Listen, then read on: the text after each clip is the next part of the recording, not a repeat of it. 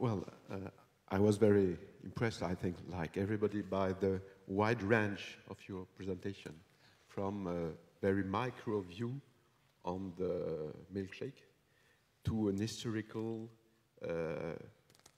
and macroeconomic view of growth in our nation. And I think that that's a key point on innovation, to have this, to find in micro the origin of macro phenomena.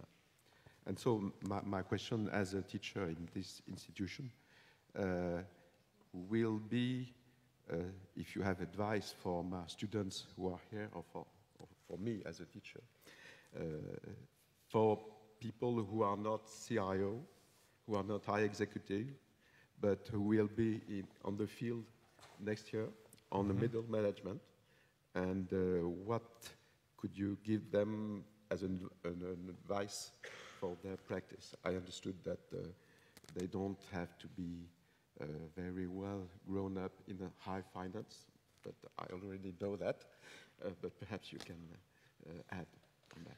Well, that's a great question. Let me tell you a simple story in my own life. So, as Bruno mentioned, before I became an academic, with several MIT professors, we developed a company called CBS Technologies that makes products out of advanced materials. I was the business guy, they were the technical brains. And in the process of doing that, I developed a true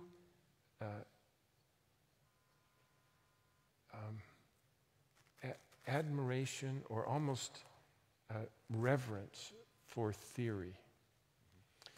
And people often think that theory doesn't apply in management, that only applies in the biological and hard sciences.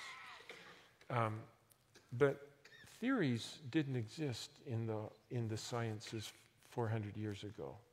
You know, if you went outside, stuff happened to you. And there was no explanation for why things happened. And so if something happened and there was no explanation, you just attributed it to God in some way. But then the scientific method over the last 400 years have given us theories. And the theory is a statement of causality, of what causes what and why. And because we have good theories about the physical world, when we go outside and things happen, we have a really good sense of why it happens. And if we see something else happens, we know the outcome of that in quite a predictable way. And so the theories have given mankind an unmitigated blessing to us. But now a lot of people think that the business side of an organization doesn't have theories and will never have theories because, I don't know, somehow that's more complicated than the hard sciences. So I'll tell you this crazy story. So one day I was just doing my business in my office, and out of the blue I got a call from the chairman of Intel. His name is Andy Grove, about 12 years ago. And he's a very gruff man. And in fact, he is so gruff that I remember exactly what he told to me. He said, "My name is Andy Grove. I'm sure you know who I am." And I said, "Yes, I know who you are." And he said, "I've got a problem with you.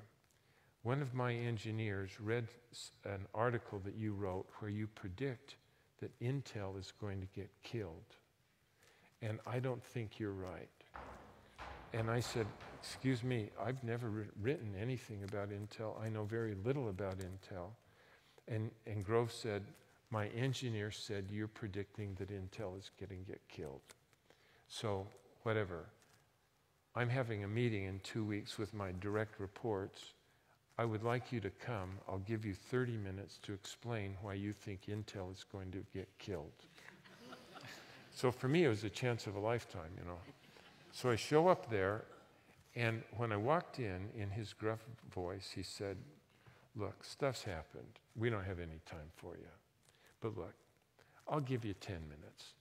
Tell me why you think Intel is going to get killed. And I said, Dr. Grove, again, I don't have an opinion about Intel. But actually, this theory that's emerged from my research, the theory has an opinion about Intel's future. And I need to describe the theory, and then we'll get somewhere. So he just sat back very impatiently, and I explained this the phenomena of something coming in at the bottom of the market and cleaning it out. And when I just described the model at the simplest level, he chopped me off and he said, look, I don't have time for academic drivel from academics like you. Tell me what it means. And he got what he got about the model. And then I said, look, I just need one more. I need to describe how this process of disruption happened its way at the bottom of another market, totally different than microprocessors, just so you can visualize it. And so I decided to tell him how this had happened in the mini-mill industry. And when I was at the bottom, showed how the mini-mills picked off rebar and went to the top, he chopped me off again, and he said, I get it. What you're telling me is going to happen to Intel is, and he said, we have 2 mini-mill companies in our business that are already in the middle of rebar. They're called Cyrix and AMD. And he said, Clay, what you're telling me is, those are going to kill us, aren't they? And I said, I didn't tell you anything. And he said, but they're going to kill us. And therefore, we need to go down and launch what we call the Celeron processor. And we need to kill them, and then we need to kill ourselves, or somebody's going to do it to us, right? Well, I thought about this, because if I had been suckered into telling Andy Grove what he should think about Intel, he would have killed me. But rather than telling him what to think, I taught him how to think, and then it was obvious what he should do.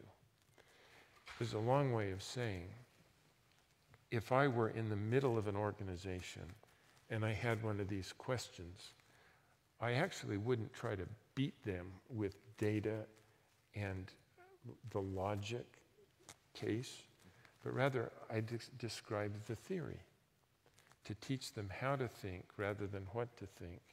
And smart people, if they have a theory, will reach the right conclusions. It's they can't reach the right conclusion when we haven't given them a way to think about it. And that's kind of how I'm thinking about things now. Thank you. Great question.